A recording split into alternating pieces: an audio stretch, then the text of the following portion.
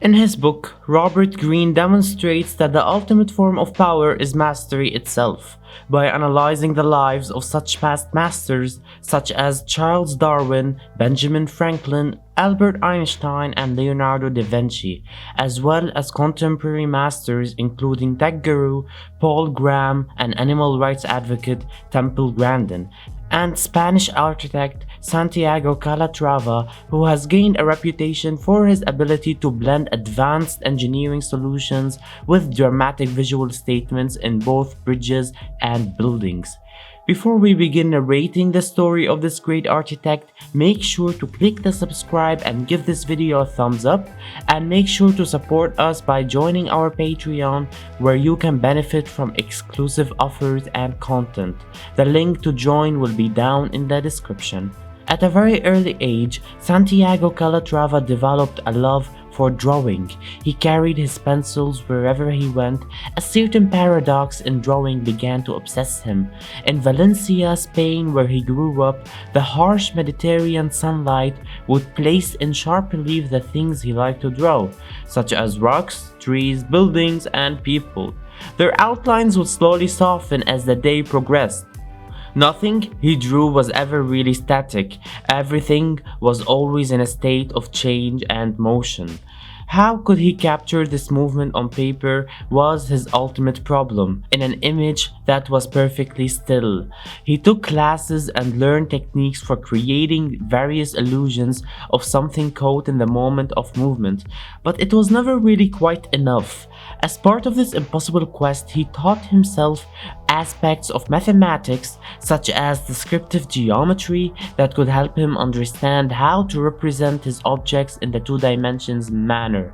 His skills have improved and his interest in the subject have deepened. It seemed as if he was destined for a career as an artist, and so on.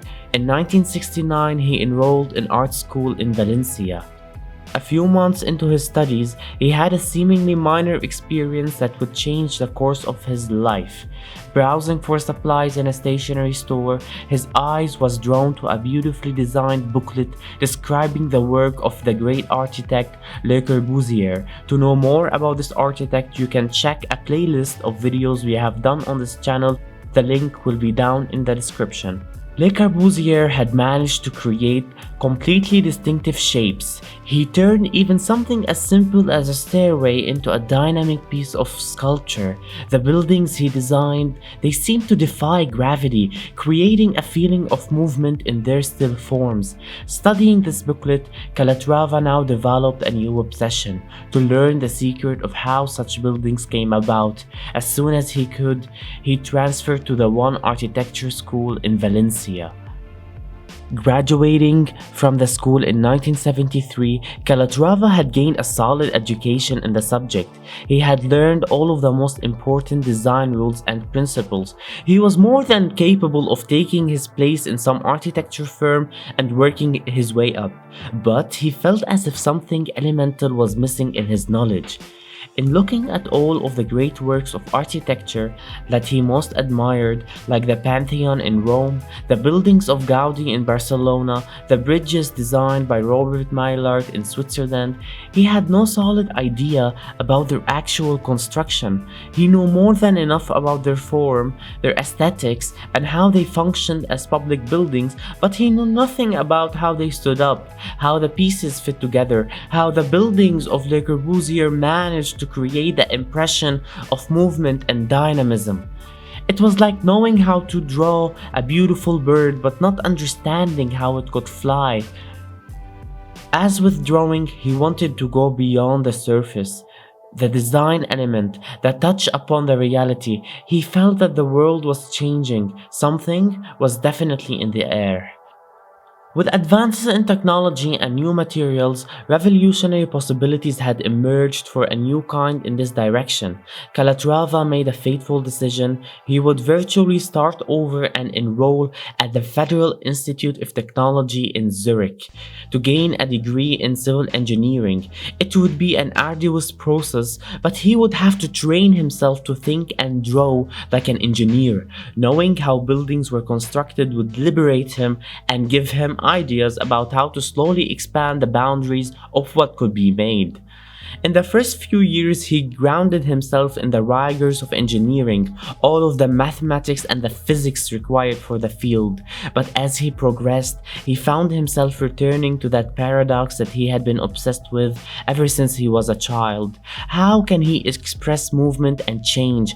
In architecture, the golden rules was that the buildings had to be stable and stationary. Calatrava felt a desire to break up this rigid convention. For his PhD dissertation, he decided to explore the possibilities of bringing actual movement into architecture. Inspired by NASA and its design for space travels, as well as the folding bird wings designed by Leonardo da Vinci, Calatrava chose as his topic the foldability of structures. How, through advanced engineering, structures could move and transform themselves. Completing his dissertation in 1981, he finally entered the world of work after 14 years in architecture and engineering. In the coming years, he would experiment in designing new kinds of collapsible doors, windows, and roofs that would move and open in new ways, altering the shape of the building. He designed a drawbridge in Buenos Aires that moved outward instead of up. In 1996, he took all of this a step further with his design and construction of an extension to the Milwaukee Art Museum.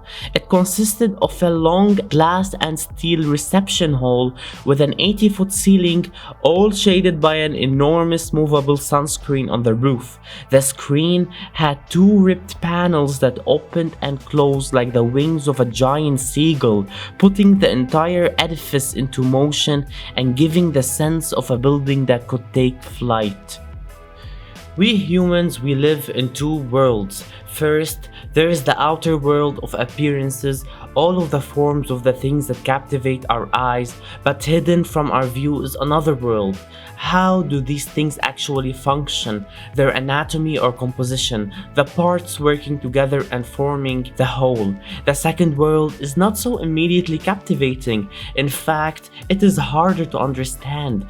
It is not something visible to the eye, but only to the mind that glimpses the reality.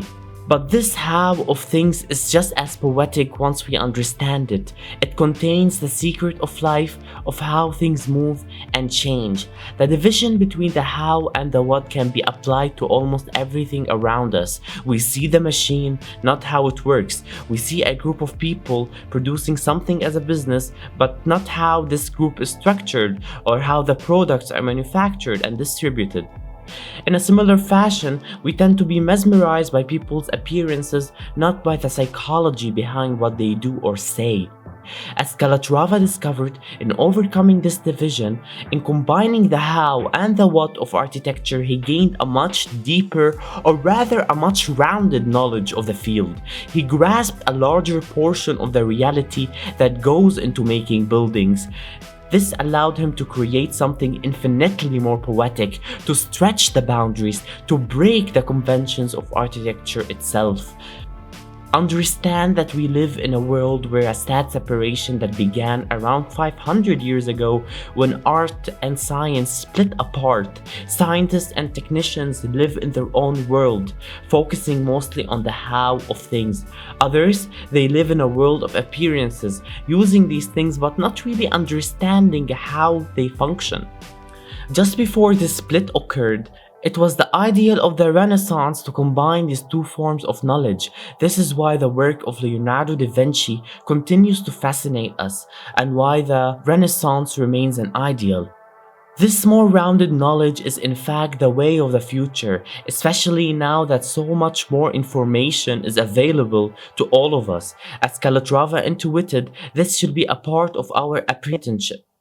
We must take ourselves to study as deeply as possible the technology we use, the functioning of the group we work in, the economics of our field, its lifeblood. We must constantly ask ourselves, how do these things work? How do decisions get made? How does the group interact? Rounding our knowledge in this way will give us a deeper feel of reality and a heightened power to alter it. Green introduces in his book the guarantee that every reader can find their inside talents and master them. You can find the Amazon link to buy this book down in the description. We highly recommend this if you're searching for growth and to explore. Please let us know your thoughts down in the comments. Thank you so much for sticking to the end and stay tuned for more videos soon.